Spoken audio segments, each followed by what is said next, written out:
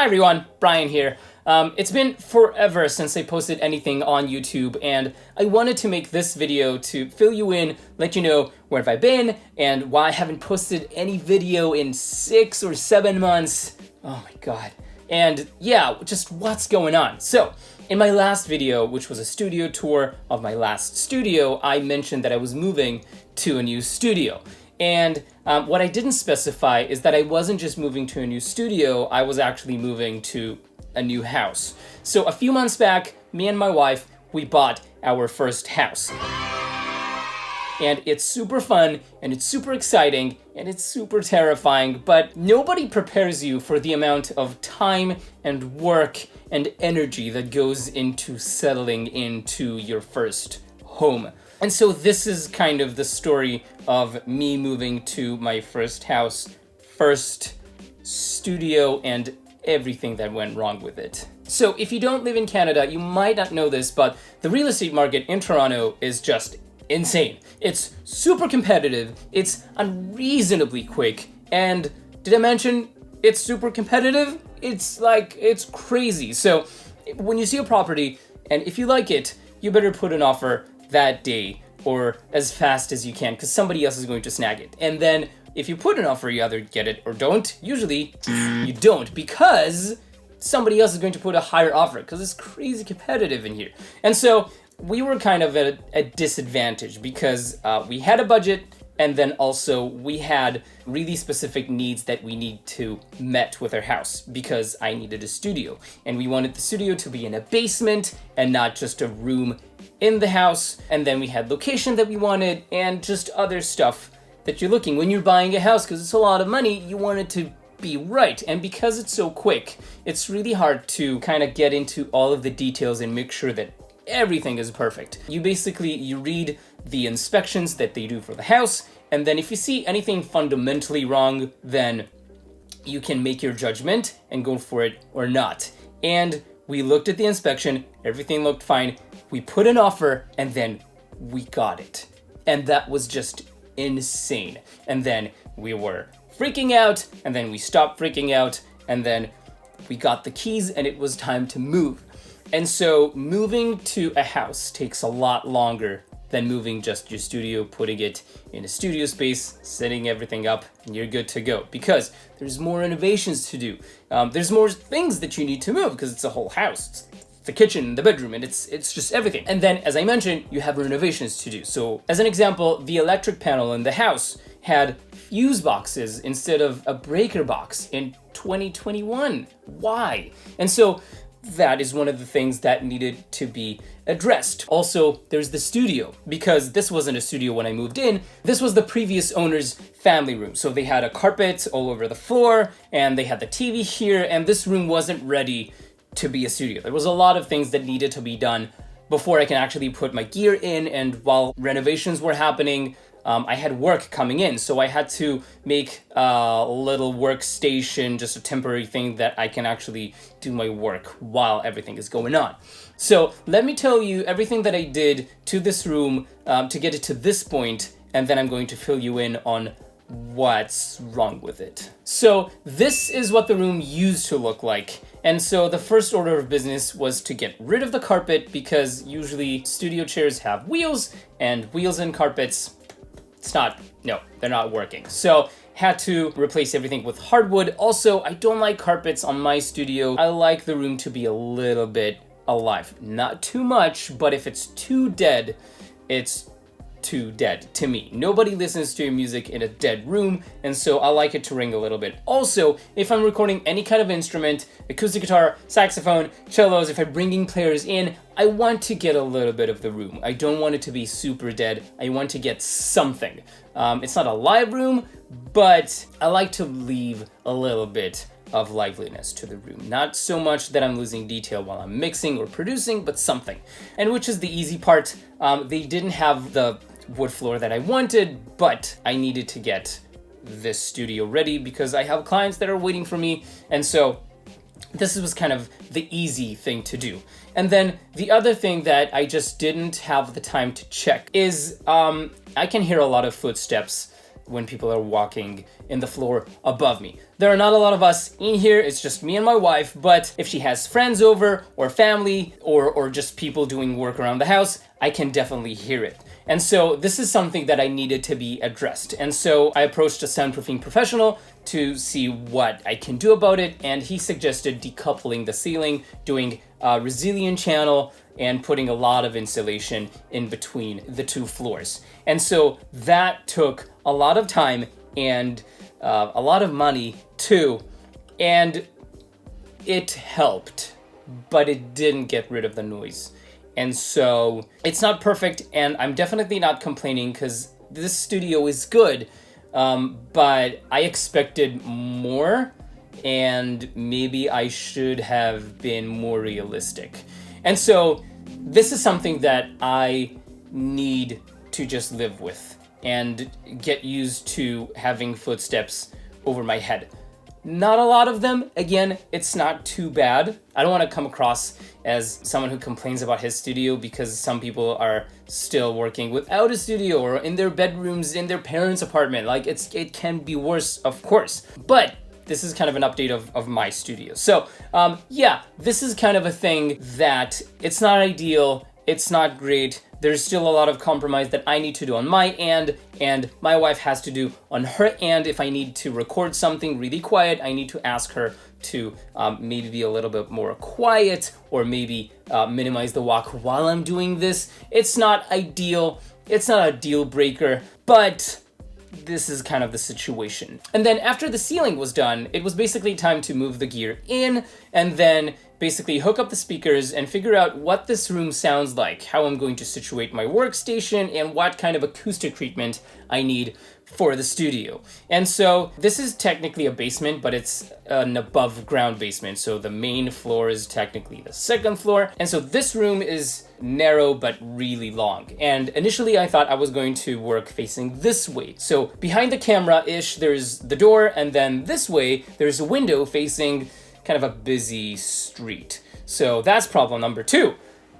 Noise coming in from above and then from the window. So there's more challenges that I needed to overcome, because when we were checking out the house for the first time, we were overwhelmed, and so I didn't pay attention. But then there was just the hardwood floor that was put in and the ceiling that was put in, so I didn't have a lot of time to be in the room when it was quiet. And then when I did, there was a lot of noise coming in. So I had to install a triple glazed window, which didn't do a lot of change to the noise level. Yes, it's good, but it's such a busy street. It's not like a highway, right? But it's so busy that I needed something more. So as you can see behind me, I put actually 2, I don't know if you can see this. This is actually 2 layers of sound absorbing curtains or blankets that usually you would use for kind of like YouTube studio, which is ironic, but yeah, to get like a dry sound out of the room.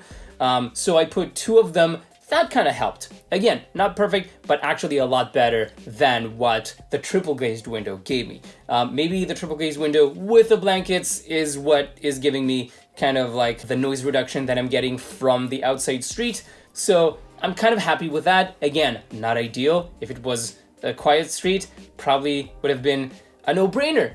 But another challenge with this studio, and it does leak into my recordings. Again, not terrible, but every once in a while I'll have a good take, and then while, say, my acoustic guitar rings out, there's like a big truck coming, and then I kind of have to do just the chord again or something like that.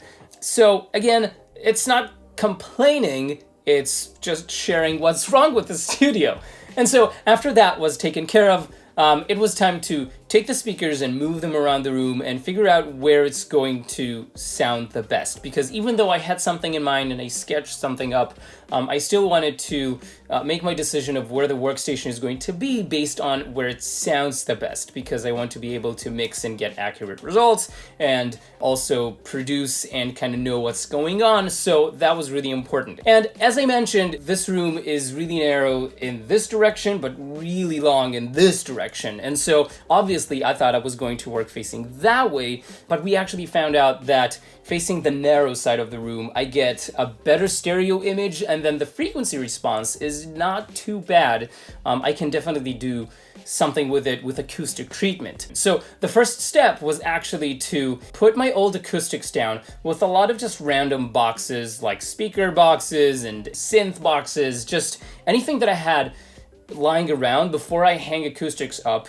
And all of these boxes and old acoustics that you can see kind of behind me act as natural diffusers and bass traps to kind of scatter the sound around to not get too many reflections, and the room kind of sounds good as it is. I am missing on a lot of real estate, and it's impossible to walk around, as you can see, and it's not pretty. I mean, yes, I have the lights, yes, the shot looks kind of nice, like this is working for me, but it's definitely not aesthetic. But it's working, and I really need just my workstation. And so I started working, and that is where the real problem started to occur with this room. A really big part of my work is recording electric guitars. I'm not a session player, but I play all of my guitars in my productions. I really like doing it. It's a really big part of my creative workflow, and also became kind of my sound signature because I do it so much. And it became part of who I am. And it's a big passion too. And so when I hooked up my guitar for the first time, I heard the loudest hum I've ever heard in any room. And it kind of didn't make sense because I put a separate sub panel for my studio, and all of my plugs are self-grounding, and also I have power conditioners. And in my old setup, my old studio, I did not have that hum. And so I started experimenting. I had a great friend helping me to try to figure out where the hum is coming from, to the point where we had a mobile station in the room with basically all of the breakers off around the house and still getting that hum. And the conclusion was I have a bad case of electromagnetic frequencies in this room. It's better around the house.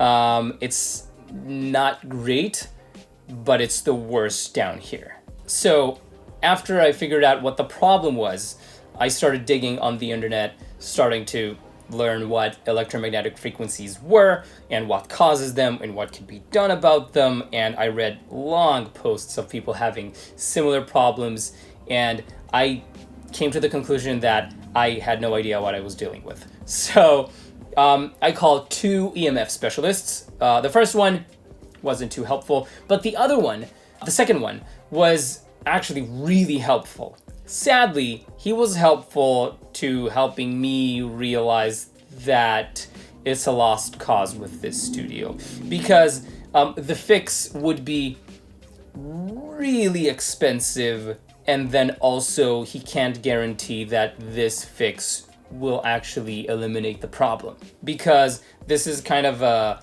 semi-detached house, so I can fix the problem on my end, but the neighbors could have problems at their end that'll just come back, even though I did a lot of work. And I already put so much time, so much work, so much money in the studio, and I was not going to risk so much without the guarantee that this is going to fix it.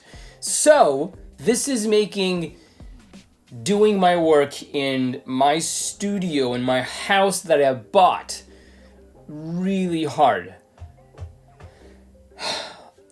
Let me demonstrate. So this is my favorite guitar in the world. This is my Fender Custom Shop Jazzmaster. I love this guitar. I will never sell it. I bought it off of Sweetwater. It's just my favorite guitar. I'm going to put it in the middle position where technically the 2 P90 Jazzmaster pickups are going to basically act as a humbucker because they're eliminating the hum between each other. I'm not exactly how it works, but it's basically a humbucker in this position. And as you can hear, it's not quiet, while it should be. But then, if I switch it to single coil mode,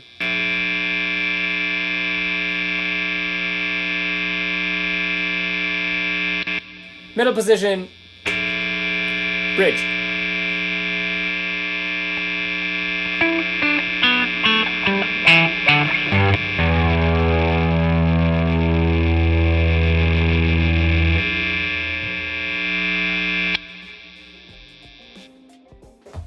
yeah, so not great, not an ideal situation to someone who records guitars 50-60% of the time. So that is kind of the situation that I'm at right now. Now, we all know that pickups are essentially magnets, and magnets have polarities, and so if I have a little bit of noise, I can tilt my body to the point where it kind of goes away.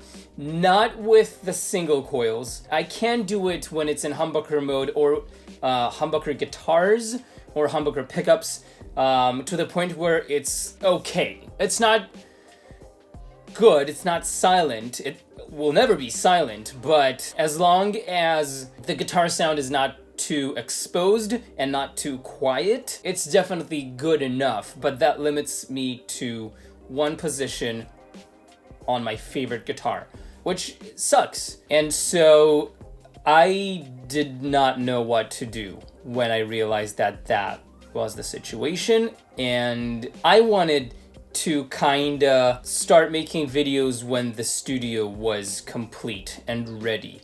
And once I realized it'll never be complete and it will never be ready, I figured I'll just share this with you. However, this is not the end of the story, and this story actually has quite a happy ending. So I started reading a book about YouTube and how to grow an audience, and this is something that I'm kind of going through right now. But the first chapter was talking about, if you have a problem, stop seeking solutions and start focusing on what your problem is, and the solution will come a lot quicker.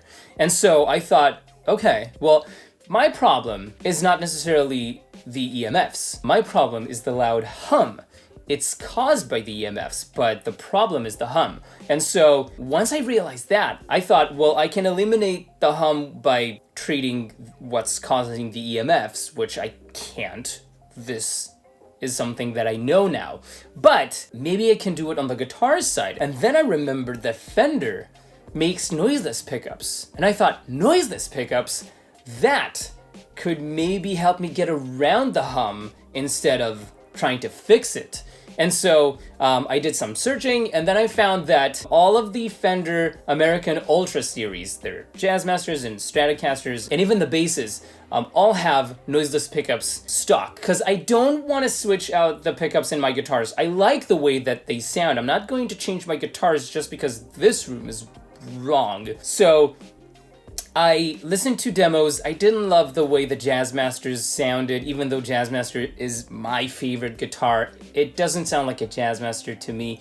But I did like how the Strat sounded. And if you checked out my last video, I do have a G&L Strat, but I always wanted to get like a proper Fender Strat. And so I looked around, found a store that had exactly the Strat that I wanted in stock, took it to the studio, and to my surprise, it's, again, the theme of the studio. It's not great, but it's good enough. Like, it works.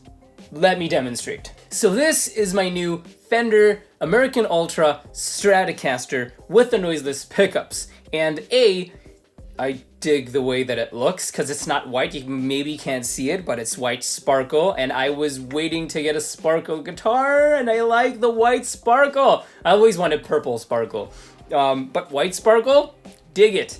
Also, it was kind of the only one that I found that had a rosewood neck. You might have your own opinions. I like the rosewood. It's intuitive. I didn't actually put thought into it until I started shopping around for guitars, and then I looked around and like, oh, all my guitars are rosewood necks, so rosewood! And so if I'm going to turn on the volume, you're going to hear the hum. It's not that bad. Let's put it on the neck position, and then there's a little bit of something. And it's loud. However, remember that I talked about how pickups are essentially magnets, and magnets have polarities, and you can shift your body and it'll sound good. So at this point, it's kind of good enough for me. And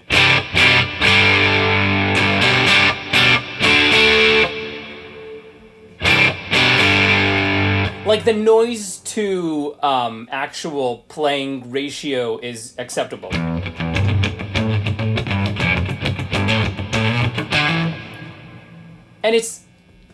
And the thing is, it's actually better when I'm facing the other way. For whatever reason, I just don't want to be rude to you guys and turn my back. You know what? I'm just gonna do it. So, and this is like a drivey sound, right? So there's a lot of gain, and it's totally like it's totally good.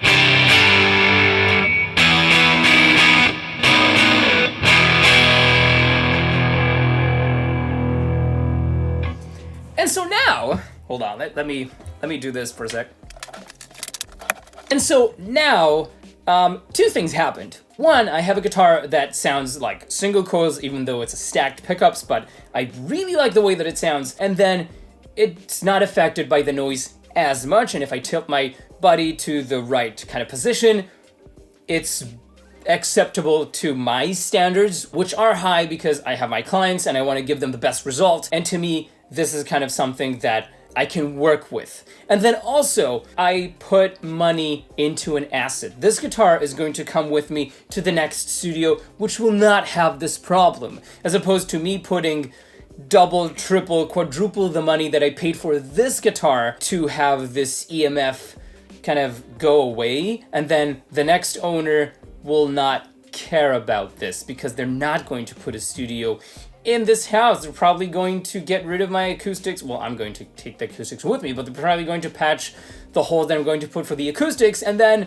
I mean, it's not going to raise the value of this house. So in that way, I have an asset that fixed my problem. It's like the source of the problem is not gone, but the problems to me is essentially fixed. And also, I get to keep the guitar.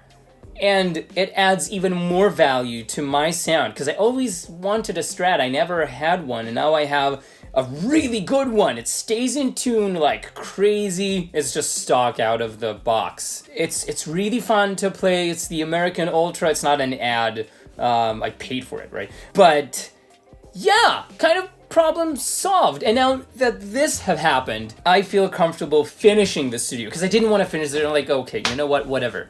Like, this is the studio.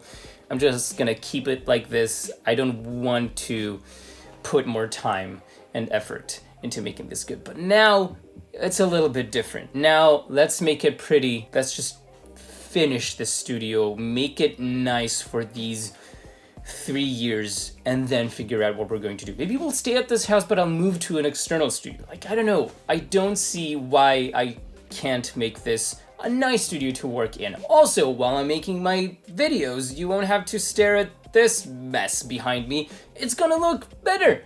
So this is the update that I wanted to give you, that things are coming along. I'm sorry that it took longer than I expected to, but now that we are kinda over all of the obstacles, now I can start creating more content for you. And I have so many cool things that I want to share with you. If you follow me on Instagram, you've already seen one of them that I shot in this situation. That is just so freaking cool, and I'm going to make a video about it. Follow me on Instagram, check the last video that I made. It blew my mind. Oh, it's so cool. I'm going to share it with you, and I have more stuff coming really soon, so stay tuned. Like and subscribe and all that good stuff. I promise, awesome things are coming your way. This is going to be an amazing year for us. You're going to have a lot of fun. I'm going to have a lot of fun. We're all going to have a lot of fun. It's going to be great. Yeah, I think I'm running out of things to say. So, stay creative, stay awesome. I'll see you very soon.